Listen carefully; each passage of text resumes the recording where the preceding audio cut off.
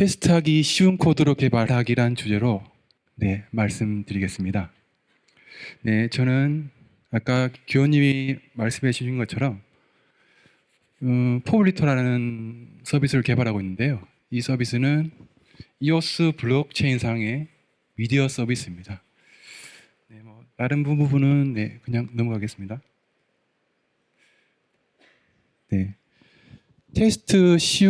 하기 쉬운 코드로 개발을 하기 위해서는 우선 테스트가 하기 쉬운 코드란 무엇인지를 먼저 알아야 되겠죠. 그래서 테스트하기 쉬운 코드란 무엇인지 알아볼 건데요. 테스트하기 쉬운 코드란 특성이 두 가지가 있는데 그 첫 번째가 항상 같은 입력값에 항상 같은 결과를 반환하는 코드를 말합니다. 여기 add 메소드를 보시면요. 항상 두 정수가 값이 같다면 반환값이 같겠죠. 근데 반환값이 같지 않은 메소드가 있습니다. 여기 AM이나 또는 PM을 반환하는 메소드가 있는데요. 12시 이전이면 AM을 반환할 거고 이후면 PM을 반환합니다. 근데 우리는 이 특정 시간을 확정할 수 없기 때문에 우리는 이 결과값을 항상 같은 결과값을 받지 못하게 되겠죠. 이뿐만 아니라 저희가 어떤 사용자를 데이터베이스에서 조회하는데 사용자 아이디를 넣었습니다. 근데 이때 데이터베이스에서 결과를 조회한다면 만약 데이터베이스에서 누군가가 제가 조회하려는 사용자를 삭제해 버릴 수도 있죠. 그러면 항상 같은 값을 반환한다는 것을 보장받지 못하게 됩니다. 그래서 이런 경우는 제가 테스트하기 어려운 코드라는 의미로 빨간색을 적어놨는데요. 이거 테스트하기 어려운 경우입니다. 테스트하기 쉬운 코드 중에 첫 번째가 같은 입력값에 항상 같은 결과를 반환하는 코드를 말하는데 두 번째 특성이 뭐냐면 외부 상태를 변경하지 않는 코드를 말합니다. 아까 보셨던 add 메소드인데요. 이 add 메소드에서 만약에 외부 상태를 변경하는 코드가 섞인다면 이 지금 보시는 빨간색 라인은 외부 세상을 변경하는 코드인데요. 화면에 결과값을 출력하고 있죠. 화면에 결과값을 출력하고 있기 때문에 테스트하기 어려운 코드라고 볼 수 있습니다. 그래서 테스트하기 쉬운 코드란 항상 같은 입력에 같은 결과를 반환하고 외부 세상을 변경하지 않는 코드. 이 두 가지 특성을 만족하면 우리는 테스트하기 쉬운 코드라고 말할 수 있습니다. 같은 입력값에 같은 결과를 반환하는 코드를 우리가 영문 글이나든지 이걸 읽으면 보통 deterministic이라는 단어로 설명합니다. 우리말로 해보면 결정적인 이렇게 해석이 되겠네요. 그리고 외부 상태를 변경하지 않는 코드를 보통 no side effects라고 말합니다. 그래서 우리말로 하면 부수 효과가 없는 코드. 그래서 영문 글을 보게 되시면 deterministic, no side effects 이 두 가지 특성을 만족하면 테스트하기 쉬운 코드라고 말할 수 있습니다. 이제 테스트하기 쉬운 코드로 개발하기 본론으로 들어가 볼 건데요. 들어가기에 앞서 제가 지금 앞으로 보여드릴 코드는 C샵이라는 언어로 작성이 되어 있습니다. 여기 계신 분들 중에 충분히 이해하실 정도의 코드 수준이라고 생각하고요. 혹시라도 제가 이 발표 중에 코드를 보여주는 걸 갖다가 혹시 따라오는 걸 놓치신다면 세세한 곳에 얽매지 마시고 전체 스토리가 무엇인지에 대해서 중점적으로 봐주셨으면 좋겠습니다.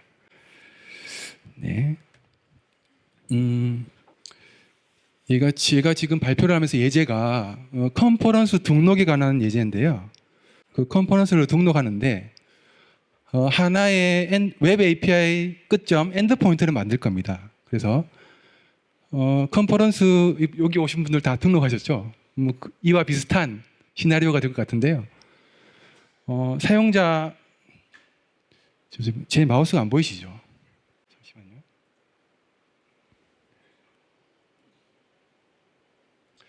잠시만요. 사용자가 필요한 정보에 필요한 이메일, 네임, 컨퍼런스 아이디, 그다음에 좌석, 등록하고 싶은 좌석 수를 포스트, HTTP 포스트로 넘기면 이때 클라이언트는 리스판스를 받게 됩니다. 그래서 사용자가 전달한 이 제인슨 문서는 컨퍼런스 레지스트레이션이라는 클래스에 매핑이 될 겁니다. 네. 이메일, 네임, 컨퍼런스 아이디, 시스트. 이렇게. 그래서 이 컨퍼런스 레지스트레이션 클래스는 이 포스트 메소드로 넘어오게 될 건데요. 이 포스트 메소드가 급정과 대응되는 메소드입니다. 그래서 이 포스트 메소드는 컨퍼런스 레지스트레이션 컨트롤러라는 클래스에 담겨 있습니다. 우리는 지금 이게 구현되어 있지 않은데요. 이것을 구현해 볼 겁니다. 구현 단계, 구현 순서를 보면요. 첫 번째, 사용자가 작성한 제인슨 문서가 매핑된 컨퍼런스 레지스트레이션 객체를 유효성 검사를 합니다. 그 유효성 검사를 함은 이메일이 잘 유효성이 만족하는지, 골뱅이가 들어가 있는지를 확인하고요. 그 다음에 네임 같은 경우에는 숫자가 들어가 있지 않는지, 그 다음에 시츠 같은 경우는 혹시 그럴 일은 없겠지만 음수를 만약에 입력할 수도 있으니까 그런 것도 걸러내야 되겠죠. 자, 유효성 검사가 끝나면 저희는 등록된 자속수, 그러니까 우리가 컨퍼런스 아이디를 넘겨서 DB에 넘겨서 이 컨퍼런스 아이디에 현재 등록한 사람이 몇 명인지 읽어옵니다. 읽어와서 저희가 클라이언트가 요청한 자속수가 확보가 가능한지 판단을 할 겁니다. 어떻게 판단하냐면 전체 자속수에서 2번에서 읽어온 등록된 자속수를 빼면 잔여 자속수가 되겠죠. 이 잔여 자속수가 요청한 자속수보다 크거나 같으면 사용자가 요청한 자리가 확보가 가능한 거죠. 확보가 가능하게 되면 죄송합니다. 한 가지 조건이 더 있는데요. 한꺼번에 10자석을 초과해서 등록할 수 없다라는 조건 하나 더 넣겠습니다. 자, 이 조건을 만족했을 때 사용자가 보내준 등록 정보는 저장이 될 거고요. 그리고 HTTP 결과를 반환하게 됩니다. 자, 여기에서 이 5개 단계에서 테스트하기 어려운 단계는 무엇일까요? 제가 말씀드려 보겠습니다. 2번 맞나요? 등록된 자속수에서 자속수를 DB에서 읽어오게 되면 아까도 말씀드렸다시피 항상 같은 값을 반환받는 걸 보장하지 못하게 되죠. 그래서 테스트하기 힘든 코드고요. 그리고 또 있죠. 등록 정보 저장. 외부 세상을 변경하는 거죠. 그죠? 외부 상태를 변경하기 때문에 우리는 테스트하기 힘든 코드라고 볼 수 있습니다. 자, 우선 2, 3단계. 그러니까 등록된 자속수를 DB에서 읽어와서 사용자가 요청한 자속수가 확보 가능한지 한번 판단해 보겠습니다. 자, 그 코드를 can be registered 라는 메소드의 이 2, 3번 단계를 한번 구현해서 넣어 보겠습니다. 혹시 저 뒤에 계신 분이 이 코드 잘 보이신가요? 네, 고맙습니다. 네, 이 메소드는 첫 번째 파라메타를 인자로 capacity, 그러니까 전체 자속수를 입력받고요. 그 다음에 두 번째 인자로는 컨퍼런스 아이디를 받고, 세 번째는 사용자가 요청한 자속수가 됩니다. 그랬을 때 이번 단계에서처럼 일단 DB에서 이 해당 클라이언트 아이디에 해당하는 등록된 자속수를 가져오는데요. 잠깐 보시면 컨퍼런스 레지스트레이션이라는 테이블에서 레지스트레이션이라는 로우를 읽게 될 거고요. 그 로우에서 시추라는 이 정수죠, 숫자죠. 이거를 갖다가 서메이션 하게 되는데요. 지금 여기 보시는 거는 이 코드는 .NET에서 말하는 엔티티 프레임워크를 사용한 코드인데요. 이거를 직접적으로 이해하실 필요는 없고요. 이거를 실행하게 되면 어떤 쿼리가 날아가냐면 아래 보시는 SQL 쿼리, 그러니까 서메이션 시스트 값을 우리가 받을 수 있습니다. 그래서 결과적으로 이 C 쿼리 실행돼서 INT를 받게 되는 거죠. 그래서 등록된 자소수를 받을 수 있고요. 이때 우리는 그 다음 단계로 사용자가 요청한 자속수가 확보 가능한지, 그러니까 우선 잔여 자속수를 먼저 계산하고요. 그 다음에 사용자가 요청한 수보다 많은지를 판단해서 true, 확보하지 못하면 false를 반환하게 됩니다. 그리고 한 가지 조건이 더 있었죠. 한꺼번에 10자석 이상을 초과해서 등록할 수 없다. 그래서 10자석을 통로하게 되면 false를 반환하게 됩니다. 자, 여기에서 테스트하기 쉬운 코드와 어려운 코드를 구분할 수 있겠습니까?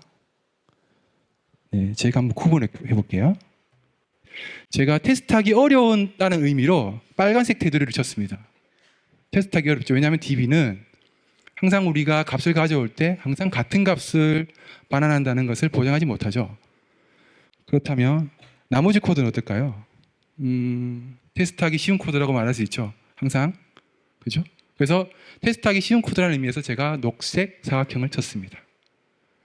자, 이때 어떤 것이 문제가 되냐면 요청한 자석수가 확보 가능한지를 판단하는 것은 그냥 숫자를 더하고 빼서 비교를 하는 연산입니다. 근데 이 연산을 하기 위해서 이 연산을 테스트하기 위해서 어떤 걸 해야 되냐면 테스트하기 위해서 DB에 테스트 데이터를 입력해야 되는 거죠. 이런 문제가 생깁니다. 그죠?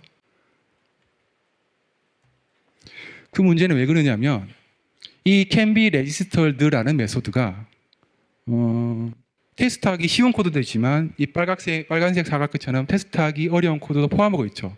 그래서 이 can be registered라는 메소드 자체도 테스트하기 힘든 코드가 됩니다. 그죠? 왜냐하면 말씀드렸다시피 이 메소드를 테스트하기 위해서는 실제 테스트 데이터를 입력해야 되기 때문이죠. 자, 그러면 우리는 이거를 테스트 가능한 코드를 어떻게 하면 확보할 수 있을까요? 네, 답은 일단 간단한데요. 일단 분리해 봅시다 합니다. 그래서 지금 녹색, 빨간색, 녹색이 아까 그 코드가 대응되는 건데요. 여기에서 빨간색 테스트 코드가 어려운 코드가 있기 때문에 본 메소드는 전체는 테스트하기 어려운 메소드가 되어 있습니다. 그래서 분리한다면 이런 모습이 될 겁니다. 그죠? 분리해서 먼저 테스트하기 어려운 코드를 갖다가 query registered sheet, 그러니까 등록한 자석수를 쿼리하는 메소드로 명명하고요.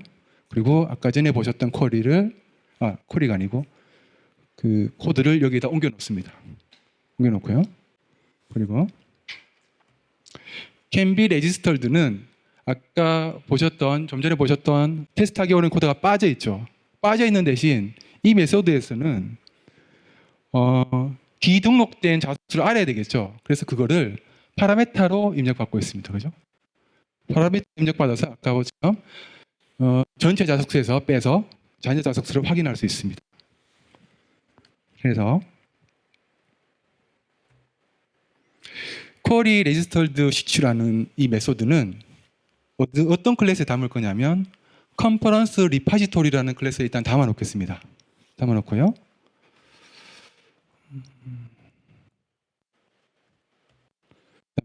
can be registered라는 메소드는 어디에 담냐면 conference registration, 아까 보셨던 제일 처음에 보셨던 매핑되어 있는 클래스죠. 이 속성들을 가지고 있습니다. 여기에 담아 놓겠습니다. 자, 이랬을 때 마지막에 넣으면 요청 자속수는 이미 conference registration이라는 클래스의 속성으로 가지고 있죠. 그래서 삭제를 하고요.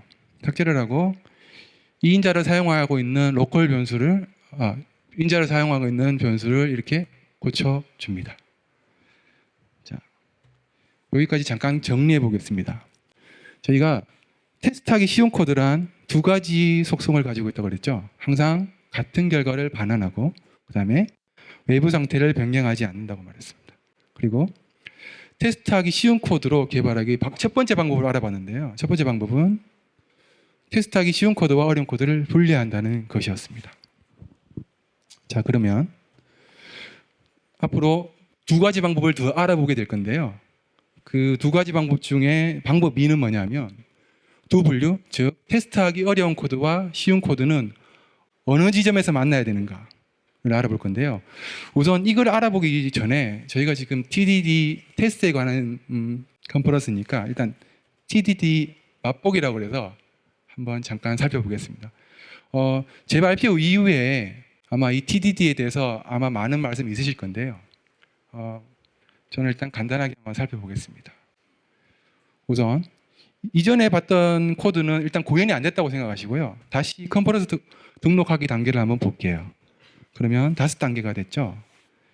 이 5단계에서 첫 번째 컨퍼런스 레지스트레이션 요성 검사를 해볼까요? 그러면 테스트 메소드입니다. 이게 이 팩트라는 거는 제가 쓰려는 그 테스트 프레임워크가 XUnit.net인데 거기에서 사용되는 특성 아니면 뭐 애트리뷰트 아마 이게 JUnit 같은 경우는 골뱅이 뭐 테스트 이렇게 적죠. 그거 같은 의미입니다. 네, 그래서 이메일에 골뱅이가 없다면 유효하지 않는 형식입니다. 를 테스트해 볼게요. 그랬을 때 우리는 먼저 어레인지 그러니까 테스트에 필요한 데이터를 준비시키고요. 그 다음에 우리가 테스트 하려는 행위를 액트하고요. 그 다음에 그 행위를 갖다가 검증하는 어서트를 할 것입니다. 그래서 컨퍼런스 레지스트레이션이라는 것에 이메일을 등록하는데 골뱅이 SIN이 없는 주소를 등록을 했습니다. 그리고 저희는 이 밸리데이트 메소드를 어디서 줬냐면 컨퍼런스 레지스트레이션이라는 곳에 밸리데이트라는 메소드를 작성할 겁니다. 그랬을 때 밸리드 하게 되면 이 지금 액츄얼에 스트링으로 받고 있는데요. 밸리드 하게 되면 널이 반환하는 걸 기대하고요. 만약에 밸리드 하지 않으면 유효하지 않는 이유에 대한 스트링을 받게 될 것입니다. 현재는 유효하지 않기 때문에 기대하는 결과값이 난 널입니다. 그죠? 자, 그래서 이거를 갖다가 테스트를 구현해 보면 이렇게 됩니다. 밸리데이트 메소드입니다. 그래서 이메일은 골뱅이를 포함해야 됩니다. 여기는 지금 완성되지 않은 코드입니다. 그렇죠? 완성되지 않은 코드인데 뭐 if 문이나 더 복잡한 더 많은 밸리데이션 코드가 들어가야 될 것 같은데 넣지 않고 있죠. 왜냐하면 우리가 TDD를 할 때는 TDD 원칙 중에 있는 게 있죠. 테스트를 하고 그 테스트에 대항하는 구현을 할 때는 테스트를 만족하는 만큼만 코드를 작성하라. 원칙이 있죠. 왜 그러냐면 만약에 테스트는 1의 무게인데 만약에 거기에 대응되는 코드를 갖다가 더 많이 작성하게 되면 코드 2, 3은 테스트에 커버되지 않는 코드가 되는 거죠. 그러니까 테스트를 통과하는 만큼 코드를 작성하는 거는 그 이상을 작성하게 되면 그 이상 부분만큼은 테스트 커버 안에 들어가 있지 않게 됩니다. 그죠? 당연한 얘기죠. 그리고 무엇보다 또 이게 테스트 커버리지에 들지 않는 문제도 있지만 사실 또 TDD는 단계적인 점진적인 접근 방법을 쓰고 있습니다. 이 점진적인 접근 방법에서는 긍정적인 효과가 있는데 그것도 잃어버리게 되는 거거든요. 또 다른 테스트 해볼 건데요. 이메일에 골뱅이가 있으면 유효한 형식입니다. 아까와 같은데 다만 이메일이 지금 골뱅이가 들어가 있는 거죠. 네, 들어가 있습니다. 그죠? 그랬을 때 구형 코드를 보면 이제 if를 넣어서 아까 전의 테스트와 이번의 테스트를 갖다가 만족시키게 됩니다. 자, 유효성 검사에는 이런 이메일 도메인에 다시 들어가야 됩니다. 뭐 이름에는 숫자가 포함되면 안 됩니다. 뭐 이런 테스트들이 필요한데요. 아까 이전에 보셨던 테스트와 비슷하게 될 겁니다. 그래서 일단 생략할 거고요. 자, 우리가 1번은 일단은 구현을 했다고 보고요. 근데 이제 1번은 테스트하기 쉬운 코드를 테스트했기 때문에 테스트가 쉬웠죠. 자, 그러면 등록된 자속수에서 자속수를 갖다가 DB에서 읽어오는 테스트하기 어려운 코드는 어떻게 테스트해야 될까요? 우선 등록된 자속수를 DB에서 읽어오려면 DB에 어떤 데이터 값을 넣어놔야 되겠죠. 그죠? 그래서 이 코드를 다 이해하실 필요는 없는데 뭘 보시면 되냐면 이 컨텍스트가 DB 컨텍스트인데 DB에 뭘 넣을 거냐면 레지스트레이션 정보를 2개 넣을 겁니다. 2개의 로우를 넣을 건데 컨퍼런스 ID 2에 해당한 2에 2자리 등록을 입력할 거고요. 컨퍼런스 ID 13에 3자리 자석을 등록하게 될 것입니다. 그래서 이전에 보셨던 여기 컨퍼런스 ID 서트가 어디에 대응되는 거냐 코드가 길어서 이 부분에 대응되는 거거든요. 이해되셨나요? 서치고요. 그래서 이거를 갖다 행위를 검증할 건데 기존에 봤었던 query registered sheet에 만약에 13이라는 값을 입력하면 우리가 기대하는 값은 이 로우가 들어가 있기 때문에 3을 기대하게 되죠. 그래서 결과값은 3이라고 이렇게 어설트를 하게 될 것입니다. 그죠? 그러니까 테스트하기 힘들다, 어렵다는 말은 테스트가 불가능하다는 말이 아닙니다. 테스트하기 어렵다는 말은 지금 보는 것처럼 이 테스트를 하기 위해서 대사 설정이라는 어려운 작업을 해야 된다 하는 것이죠. 자, 구현 코드를 보면 아까도 말씀드렸다시피 구현 코드는 테스트가 통과하는 만큼만 작성을 해야 되기 때문에 그냥 3만 달라는 실제로는 DB에 가서 쿼리를 해오는 코드가 들어가야 되겠죠. 그러려면 더 많은 조합의 테스트를 해야 될 겁니다. 지금 보시는 뭐 컴플러스 2, 컴플러스 13뿐만 아니고 많은 아이디와 그 다음에 등록 자소수를 조합해서 준비를 시키고 더 많은 테스트 케이스를 돌린다면 우리는 어떤 프로덕션 코드를 구현해야 되냐면 아까 보셨던 이런 쿼리를 직접 날리는 코드를 갖다가 작성하게 될 것입니다. 제가 나머지 많은 케이스들은 생략하겠습니다. 그래서 이미 등록된 자속수를 DB에서 읽어오는 것도 구현이 완료되었다고 보고요. 그 다음에 나머지 3번, 4번, 5번이 있는데 3번과 4번은 1, 2번과 그렇게 크게 다른 성격이 아니라고 생각돼서요. 일단 더 중요한 얘기를 하기 위해서 생략을 하겠습니다.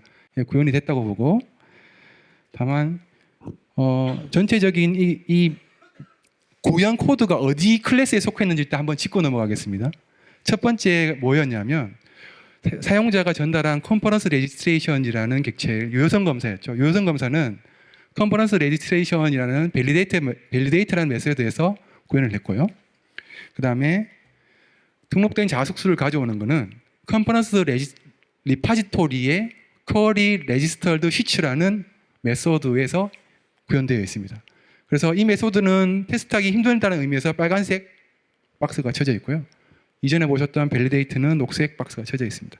세 번째는 자속수를 가져왔으면 이 자속수가 등록할 만큼 여유분의 잔여석이 있는지를 판단하게 되죠. 이 판단하는 코드는 테스트하기 쉬운 코드입니다. 그죠? 그리고 자석수가 확보가 가능하다면 그 정보를 저장하게 됩니다. 이 저장 코드는 테스트하기 힘들기 때문에 빨간색 박스를 쳤습니다. 자, 다시 돌아가세요. 저희가 방법 2를 알아보기로 했죠. 방법 2를 알아보겠습니다. 방법 2는 뭐냐면 두 불의 코드, 그러니까 테스트하기 어려운 코드와 테스트하기 쉬운 코드는 어디서 만나야 될 것인가?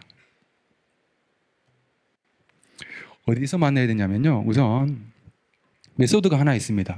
하나 있는데 테스트가 하기 쉬운 메소드라고 생각해 보죠. 메소드인데 이 메소드가 어떤 메소드가 이 메소드를 호출하는 겁니다. 이 사각형 안에 있다는 의미가 이 바깥의 메소드가 안에 있는 메소드를 호출한다고 보시면 되고요. 그런 메소드가 하나 더 있다고 생각해 보죠. 그래서 제일 바깥쪽에서 제일 안쪽으로 메소드를 호출하는데 만약에 제일 안쪽 메소드가 테스트하기 어려운 코드라면 어떻게 되냐면요. 중간에 있는 메소드도 제일 안쪽 메소드의 영향을 받아서 테스트하기 어려운 코드로 변하게 됩니다. 우리가 어디서 봤냐면 can be registered라는 메소드가 테스트하기 어려운 DB를 조회하는 코드를 담고 있기 때문에 우리가 이거를 갖다가 테스트하려면 테스트 데이터를 설정해야 됐죠. 그렇기 때문에 can be registered 메소드 자체는 테스트하기 어려운 메소드가 됐습니다. 그와 같은 이치죠. 뿐만 아니라 이거는 바깥쪽까지 전파를 해서 모든 메소드가 테스트하기 어렵게 됩니다. 어떻게 하면 이렇게 테스트하기 어려운 코드를 갖다가 많이 전파시키지 않고 테스트 가능한 코드를 많이 확보할 수 있을까요? 이 테스트하기 왜 전파가 되냐면 테스트하기 어려운 코드가 제일 안쪽에 있어서 그렇죠. 그래서 끄집어내서요. 끄집어내서 이 둘은 만나야지 동작을 하죠. 따로따로 떨어져 있지만 어디선가는 만나야 되죠. 그 만나는 지점은 어디냐면 최대한 바깥쪽, 최대한 가장자리에서 만나게 합시다. 그러면 우리는 최대한 바깥쪽에서 최대한 바깥쪽 메소드에서 이 둘을 갖다가 컴포지션 연결할 거고요. 그때 이 최대한 바깥쪽이라고 표현된 이 메소드는 안쪽에 테스트하기 어려운 메소드의 영향을 받아서 이 자체도 테스트하기 어려운 코드가 될 겁니다. 무슨 얘기냐면 지금 가장자리라고 바깥쪽이라고 말씀드렸던 게 어디에 해당하냐면요. 저희가 앞서 봤었던 포스트 메소드 있죠. 포스트 메소드. 그게 우리가 볼 때 가장 바깥쪽 메소드 맞다, 그죠? 여기에서 테스트하기 쉬운 코드랑 테스트하기 어려운 코드를 만나게 합시다. 그러면 우리가 테스트하기 쉬운 코드를 확보할 수 있는 거죠. 자, 그래서 밸리데이트를 해서요. 에러 메시지가 있으면 배드 리스켓을 반환하고요. 아니면 진행을 합니다. 테스트하기 쉬운 코드죠. 그래서 녹색입니다. 그리고 사용자가 요청한 클라이언트 아이디에 해당하는 컴포넌스에 등록된 자소수를 조회해 옵니다. 조회해 오고 그 조회해 왔는 자속수를 가지고 자속수를 넘겨서 사용자가 요청한 자속수가 확보가 가능한지 판단을 하게 되죠. 만약에 자속수가 모자라거나 한꺼번에 10자석을 초과하여 신청한 경우에는 그것도 배드 리스켓을 반환합니다. 만족을 하면 계속 진행을 해서 등록 정보를 저장합니다. 그리고 마지막으로 결과를 리턴합니다. 그랬을 때 이 포스트 메소드 자체는 테스트하기 어려운 코드를 담고 있기 때문에 자체는 테스트하기 어려운 코드입니다. 네, 정리를 해보면 첫 번째 테스트하기 쉬운 코드를 개발하기라는 첫 번째 방법은 두 분류의 코드를 분리하고 그다음에 방법 2는 그 두 분류 코드가 어디선가 만나야 되는데 우리는 최대한 바깥쪽에 만나게 합시다 하는 겁니다.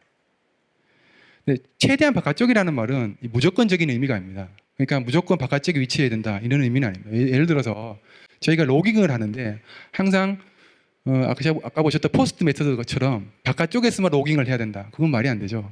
로깅이라는 자체는 외부 세상의 외부 상태를 변경하는 거기 때문에 테스트하기 어려운 코드입니다. 그죠? 근데 그게 항상 바깥쪽에 위치해야 되는 이유는 없죠. 안쪽에 위치할 수 있습니다. 그리고 버사드 패턴 같은 경우에도 우리가 어떤 클래스, 어떤 메소드를 조합해서 사용하기 쉬운 메소드, 사용하기 쉬운 인터페이스를 제공하기 위함인데 거기에 항상 테스트하기 쉬운 코드만 섞어서 버사드를 만들려는 법은 없겠죠. 그리고 제가 생각하지 못한 경우도 많이 있을 겁니다. 그러면 이제 마지막 남은 질문이 있는데요. 그러면 두 분류가 만나는 코드, 포스트 메소드 같은 경우에는 어떻게 테스트해야 되냐? 그거를 살펴볼게요. 테스트하는 방법은 두 가지입니다. 뭐냐면 항상 우리는 지금 테스트라고 말하면 자동화 테스트를 의미했는데 테스트 중에서 사람이 직접 수동으로 테스트하는 경우도 있죠. 그러니까 포스트 메소드를 아까 보셨던 것처럼 작성을 해놓고요. 쿼리라든지 포스트맨 같은 툴로 실제적으로 포스트를 날려봅니다. 그죠? 날려봐서 DB에 잘 등록 정보가 저장되어 있는지 사람이 쿼리를 날려서 확인할 수 있습니다. 네. 테스트를 함에 있어서 항상 어떤 코드로 자동화되라는 방법은 없죠. 필요에 따라서 테스트를 안 하고 이렇게 손으로 직접 진행할 수 있습니다. 근데 단 이렇게 손으로 직접 이렇게 수동으로 테스트한다는 의미는 뭐냐면 실제 자동화 테스트가 필요 없을 만큼 단순하다 이런 의미가 조금 내포되어 있는 경우입니다. 이제 그러면 자동화 테스트를 해볼 건데요. 자, 일단 메소드 이름부터 볼게요. 좀 복잡할 건데 왜냐하면 포스트 메소드를 테스트하는데 포스트 메소드 자체는 테스트하기 힘든 코드죠. 왜냐하면 데이터를 준비해야 되기 때문에. 그래서 자녀석이 남은 컴포넌스는 등록이 가능합니다. 그랬을 경우에 우선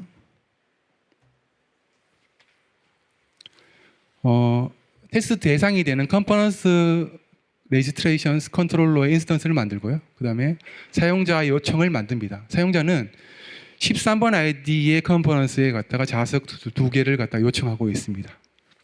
그래서 아까 보셨던 포스트 메소드에 넣어줄 거고요.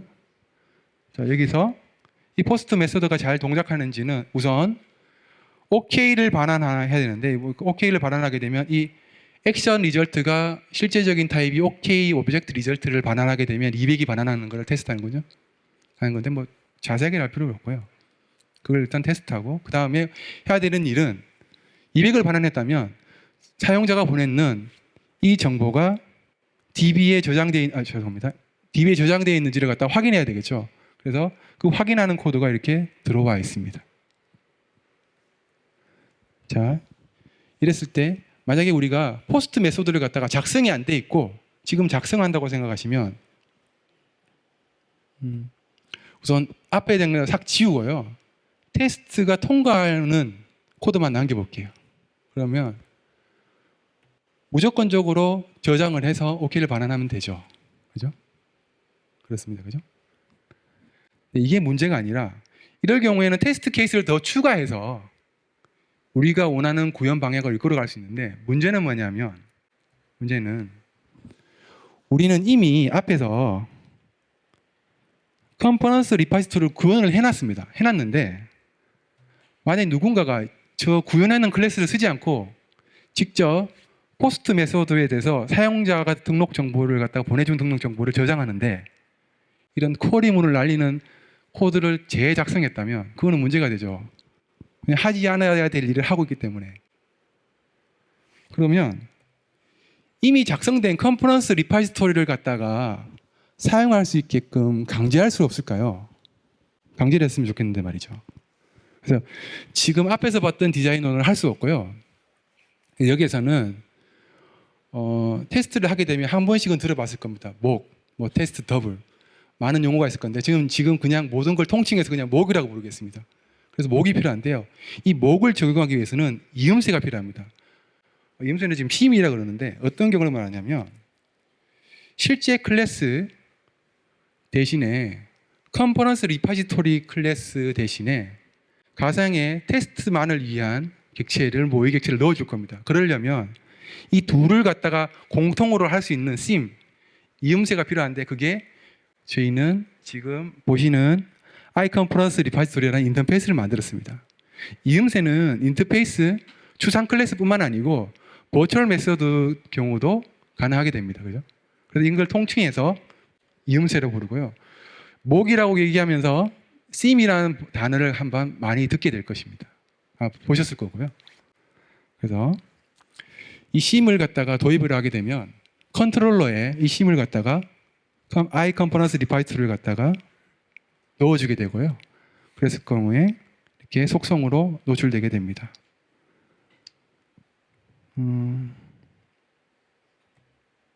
그러면 컴포넌트 리파지토리는 이 iComponents 리파지토리를 갖다가 구현하는 클래스가 될 거고요. 이 인터페이스를 구현하는 클래스가 될 거고. 자, 이제 문제는 이 이음새 iComponents 리파지토리라는 인터페이스를 갖다가 구현하는 테스트 대상 객체 목을 작성해야 되는데요. 보통 목은 우리가 사용하면 목은 직접 작성하는 게 아니고 라이브러리를 많이 사용하죠.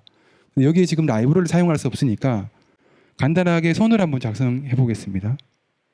그래서 먼저 save라는 메소드가 있고 query registered switch라는 메소드가 있죠. 그랬을 경우에 어떤 거를 검증하고 싶냐면 이 리파지토리가 하는 역할이 정상적인 등록 정보를 갖다가 저장을 하게 되죠. 그 저장할 때는 저장하는 레지스트레이션이 들어오면 속성으로 이렇게 노출시켜 줍니다. 그죠? 노출시켜줘서 테스트에서는 이 값을 읽어서 이 값이 잘 들어왔는지 테스트하게 됩니다. 그리고요. 같은 의미로 query registered switch가 잘 호출이 되는지를 판단하기 위해서 컴포넌트 아이디가 넘어오는데 컴포넌트 아이디를 속성으로 노출시켜 줍니다. 그래서 테스트에서는 컴포넌트 아이디를 읽어서 이 메소드가 호출되는지를 확인하게 될 거고요. 그 다음에 테스트가 입력값으로 이미 등록된 자석수를 넘겨줘야 되죠. 그 넘겨주는 거는 테스트에서 여기에 set으로 값을 입력하게 되면 이 값을 query registered sheet 메소드가 반환하게 됩니다. 자, 자세한 거는 제가 이거 설명을 다 해드렸네요. 자세한 거는 테스트를 보면서 얘기해 보죠. 자, 우리 목을 작성했으니까요. 목을 생성자에 넘겨줍니다. 그죠? 넘겨주고 포스트를 호출하게 되면 우리가 맨 마지막에 뭔 작업을 했냐면 네 번째 단계에서 정상적인 등록 정보가 넘어오면 그거 등록 정보를 DB에 저장했죠. DB에 저장했는 게 이 값이 되겠죠. 잘 호출했으면 레지스터드가 레지스트레이션이라는 속성에 들어가 있을 것입니다. 그래서 이걸 테스트하는 거고요. 그 다음에 또 어떤 메소드로 호출해야 되냐면 query registered sheets라는 메소드로 호출해야 되죠. 그거를 확인하기 위해서는 사용자가 넘겨준 컨퍼런스 아이디가 목에 잘 기록되어 있는지를 갖다가 이 콜을 확인해 보면 됩니다. 그렇죠? 사용자가 컨퍼런스 아이디를 넘겨주게 되면 이게 속성으로 기록이 될 것이고요. 그 기록되어 있는 속성은 이렇게 테스트하게 할 수 있습니다. 그리고 목에서 넘겨줘야 되는 값이 있는데요. 298입니다. 전체 자석수가 제가 아까 하드 코딩으로 300으로 적어놨거든요. 300으로 적었고요. 이미 등록된 자석수가 298개면 잔여 자석수는 2자석이죠. 사용자가 요청한 자석수가 2개이기 때문에 만족을 하게 되는데 만약에 제가 여기에 298을 입력하게 되면 목에서는 298이 아니고 299를 입력하게 되면 299를 넘겨주게 될 거고 300을 초과해서 세이브가 일어나지 않게 될 것입니다. 그렇죠? 그랬을 때 아까 보셨던 우리는 이전에는 컨퍼런스 리파지토리를 직접 생성해서 구현을 했었는데 이거를 없애고요. 생성자에서 넘겨준 리포지토리를 사용하게 됩니다. 이렇게 하면 앞에서 보셨던 실제 객체를 사용하지 않고 이런 문제가 생길 수가 없죠. 왜냐하면 꼼짝 달싹하지 못하게 세이브를 호출했는지 그 다음에 query registered sheets 메소드를 호출했는지 그 결과값이 뭔지를 갖다가 목으로서 조여놨기 때문에 그죠? 잡아놨기 때문에 우리는 빠져나갈 수가 없습니다.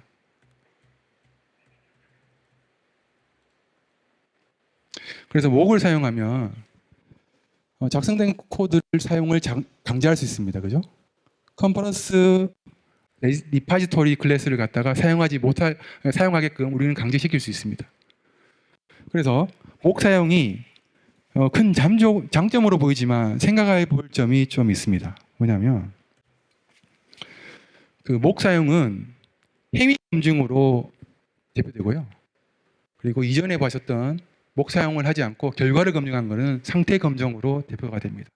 그래서 목을 사용하게 되면 상태 검증을 하게 되면 결과값에 대해서 비교를 하게 되는데 목을 사용하게 되면 결과값보다는 어떤 메소드가 호출되었는지에 관심을 두게 됩니다. 그래서 행위 검증을 하는 사람을 워키스트라고 그러고요. 상태 검증을 하는 사람들을 클래시스트라고 그럽니다. 근데 행위 검증을 하게 되면요. 아까 저희가 iConference 리파지토리를 만들었죠. 근데 이게 만약에 테스트만을 위한 인터페이스라면 실제 테스트만을 위한 인터페이스고 실제 제품에서 사용하지 않는 인터페이스라면 불편한 추상화입니다. 그죠?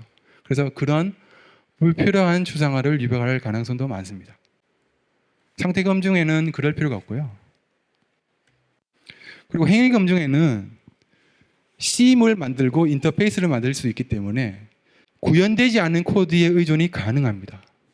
상태 검증은 그렇지 못하고요. 그래서 이거를 아웃사이드 인 기법이라 그러는데요. 상태 검증은 거꾸로 인사이드 아웃이고요. 보시면 만약에 목을 사용하게 되면요.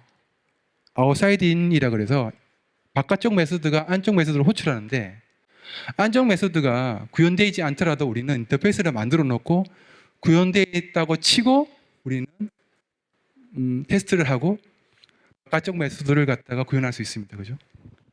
근데 상태 검증은 그렇게 할 수 없습니다. 안쪽부터 만들고 바깥쪽을 만들어야 되기 때문에. 그래서 인사이드 아웃으로 두 개가 대조가 됩니다. 제가 생각하는 목 사용의 문제점인데요. 처음에 제가 목을 접했을 때 저도 테스트를 하면서 테스트하기 어려운 코드를 갖다가 조금 더 코드의 그러니까 코드를 갖다가 목을 사용해서 테스트하기 어려운 코드를 갖다가 우리는 쉬운 코드를 바꿀 수 있죠. 왜냐하면 항상 목을 사용하게 되면 어떤 특정 값을 갖다가 저희가 입력할 수 있기 때문에. 그래서 목 사용을 하면 장점이 되게 크게 보입니다. 처음에 사용하면. 근데 그런 예제들은 보면 대부분 예제가 되게 간단하게 되어 있습니다. 근데 이걸 가지고 이 방법을 익히고 실제 프로젝트에 적용하다 보면 어떤 일이 생기냐면 목이 굉장히 많아지셔서 곤란한 경우를 겪게 됩니다. 이게 도대체 내가 목을 사용을 해서 테스트빌리티를 높이고 어떤 이점을 얻고자 했는데 실제적으로 사용해 보니까 제가 잘못 사용한 건지 너무 과도하게 사용한 건지 아니면 어떻게 적게 사용해야 되는지 그 답도 찾기 힘들고요. 저는 그래서 목의 사용이 좀 문제점을 갖다가 느꼈는데 이 말이 뭐 목이 사용하면 안 된다 그런 입장으로 말씀드리는 게 아니고요. 목을 딱 접하면 처음에는 좋은 점이 있다고 생각이 되지만 실제 프로젝트에 접하면 많은 어려움, 난관에 부딪히게 된다는 것입니다. 그래서 상태 검증으로 다시 돌아가 보면요. 아까 전에 조금 전에 보셨던 상태 검증 코드인데 이게 어떤 문제를 일으키냐면 컴포넌트 리파지토리라는 클래스를 만들어 놨음에도 불구하고 그거를 사용하지 않고 다른 구형 코드로 작성을 했는데 이 문제를 어떻게 상태 검증에서 이 문제를 어떻게 극복할 수 있냐면요. 지금 제가 TDD를 갖다가 사전에 했기 때문에 TDD를 갖다가 통한 사전 테스트를 했기 때문에 테스트 코드를 두고 구형 클래스를 갖다가 작성을 하다 보니까 컴포넌트 레파지토리 클래스가 있는지 없는지를 확인하지 못하고 그런 우를 부람할 수 있는데요. 만약에 우리가 이거를 4호 테스트로 진행한다고 해도 그게 저는 문제가 되지 않는다고 생각하거든요. 우리가 이 포스트 메소드는 굉장히 난해한 코드가 아니고 테스트하기 어려운 코드와 테스트하기 쉬운 코드가 잘 돌아가고 있는지를 담고 있는 로직입니다. 그래서 구현된 코드를 사용하지 않고 굳이 어려운 길을 택해서 직접 구현하는 길을 갖다가 아까처럼 이런 룰을 범하는 가능성이 저는 굉장히 낮다고 보거든요. 근데 이 낮은 가능성을 갖다가 완벽하기 위해서 목이라는 사용을 하면서 비용을 들일 필요가 있는가 하는 질문을 던지고 싶습니다. 그래서 정리를 해보면요. 테스트하기 쉬운 코드로 개발하기 위해서는 먼저 테스트하기 쉬운 코드와 어려운 코드를 분리하고요. 두 번째는 이 둘이 어디서 만나야 되는데 이 만나는 지점이 최대한 가장자리였으면 좋겠다. 그리고 이 가장자리를 테스트하는 방법은 수동으로 하는 방법과 자동으로 하는 방법이 있는데 자동으로 하는 방법에는 상태 검증과 행위 검증이 있습니다. 둘 중에 어느 게 좋냐고 물으라면 답을 하라면 굉장히 개인적인 주관이 섞이는데요. 저는 요즘 어떻게 테스트하고 있냐면 저는 예전에는 모키스트 그러니까 목을 배워서 목을 굉장히 많이 사용했습니다. 사용하다가 문제점을 느끼고 저는 요즘에 어떤 테스트를 하냐면 일단 우선 두 부류의 코드를 분리해서요. 각각을 테스트합니다. 그래서 맞물려 돌아가는 테스트는 주로 수동 테스트라고요. 왜냐하면 맞물려 돌아가는 로직이 굉장히 복잡지 않다고 생각하고요. 이 이치는 뭐냐면 우리가 테스트 코드를 작성하잖아요. 테스트 코드를 작성하는데 우리가 이 테스트 코드를 테스트하는 코드를 작성하지 않죠. 왜냐하면 이 테스트 코드는 단순한 로직으로 짜져 있고 직관적이라고 생각하기 때문에 그런 논리로 보는 거죠. 그러니까 맞물려 돌아가는 테스트 로직은 물론 실수를 할 수 있겠지만 실수 가능성이 적다. 그러니 적당히 수동 테스트를 해보면 커버되지 않겠는가 라고 생각합니다. 그리고 만약에 자동화 테스트가 필요하다면 목이라는 비용을 들이기보다 저는 상태 검증을 요즘에는 우선으로 하고 있습니다. 그래서 저는 목 사용한 지가 꽤 오래됐습니다. 지금. 네. 그리고 맞물려 돌아가는 테스트가 사실 세 번째 방법에 대한 이해가 좀 어려우실 건데 그게 어렵다고 그래도 여러분들이 놓치면 안 되는 문제는 뭐냐면 테스트하기 어려운 코드와 테스트하기 쉬운 코드를 섞어 놓고 이 코드는 전체가 테스트하기 어렵기 때문에 테스트 안 하고 말래라고 포기하지 않으셨으면 좋겠습니다. 네. 그리고요. 그래서 이 말씀을 좀 드리고 싶고, 그리고 혹시 제가 지금 제 발표에서 모든 거를 캐치하지 못하셨다면 제가 동일한 내용은 아니지만 지금 발표한 내용과 비슷한 내용으로 제가 블로그에 담은 글이 있습니다. 아마 이 발표 자료가 여러분한테 제공이 될 건데요. 이 주소를 참고하셔서 여기 들어오셔서 제가 작성한 글을 읽어보시면 많은 참조가 되리라 생각합니다. 네, 이상으로 발표를 마치겠습니다. 경청해 주셔서 감사합니다. 그리고 Q&A가 지금 아마 저한테 할당되어 있는 시간이 50분인데 지금 한 45분 제가 진행했고요. 한 5분 정도 시간이 남으니까 질문하실 분 계시면 질문 한 두세 분 정도 한번 받아보겠습니다. 혹시 질문하실 분 계신가요? 제 발표에 대해. 네. 여기 마이크 저기. 일단 이분이 먼저 손 드셨으니까 여기 앞에. 네, 고맙습니다. 네, 네, 안녕하세요. 발표 잘 들었습니다. 네. 제가 질문 드리고 싶은 거는 이제 테스트를 많이 하다 보니까 제가 이제 객체 지향 클래스 안에서 보통 이제 접근 제어자 중에 프라이빗 메서드를 테스트해야 되는 경우가 많이 있던데 이제 그런 경우에는 어떤 식으로 코드를 짜야지 테스트하기 쉬운 코드가 되는지 궁금합니다. 프라이빗 테스트 메소드를 테스트하는 경우를 말씀하셨는데 우선은 테스트를 할 때 이 부분을 말씀드리고 싶은데요. 우선은 그러니까 테스트가 접촉해서 테스트가 어떤 테스트 대상 코드를 접촉을 하는데 그 접촉 면적이 작으면 작을수록 좋습니다. 그러니까 뭐냐면 같은 기능을 테스트하더라도 이 테스트가 세 가지 메소드를 건드리기보다 한 가지 메소드를 건드려서 가는 게 좋습니다. 왜냐하면 그러면 그 두 가지 메소드는 퍼블릭이 아니고 프라이빗으로 만들어 놓고 리팩토리 가능하다는 거죠.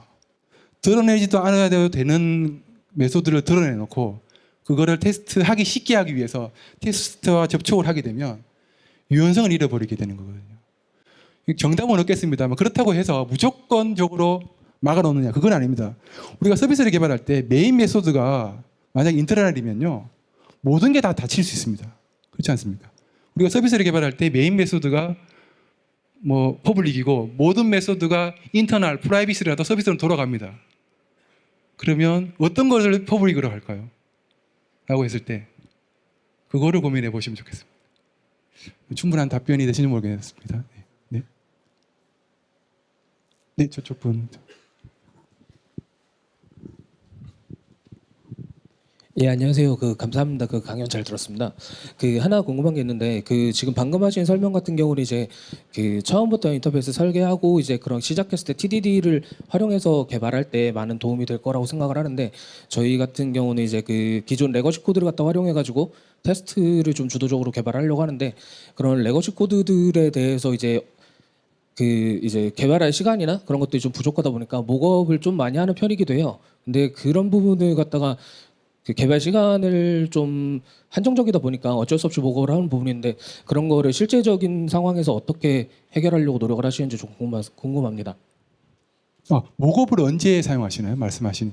예전에 개발되어 있던 소스를 갖다 리팩토링하거나 그럴 만한 시간적 여유가 많이 안 될 때 그럴 때 많이 좀 사용하는 편이거든요. 네, 네.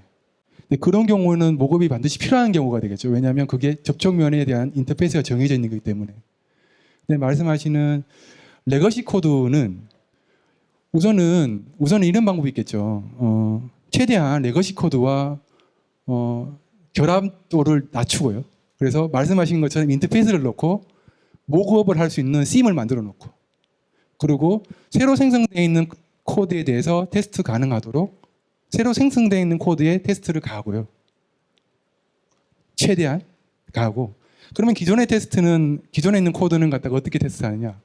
그거는 요즘 저는 많이 해보진 않았는데 그거는 캐릭터라이제이션이라는 테스트가 있습니다. 그러니까 기존에 작성되어 있는 코드를 대상으로 구현을 테스트하는 게 아니고 1을 주면 3을 줄 거야. 라는 요구사항만 적어놓고 테스트하는 거죠. 그거를 작성해 놓고 만약에 그 레거시 코드를 고친다면 테스트를 갖다가 방어벽을 두고 테스트의 안전망 안에서 리팩터링을 하고 싶다면 테스트를 그렇게 만드는 걸로 저는 알고 있습니다. 제가 직접적으로 많이 해보지는 않은 부분이라서. 네, 제가 지금 시간이 다 됐는데 혹시 또 질문 있으신 분 있으신가요? 네. 또 질문 있으시면 이후 시간에 뭐 포스트잇이나 또 기회가 많으니까 그 기회를 이용해 주시면 감사하겠습니다. 네, 수고하셨습니다.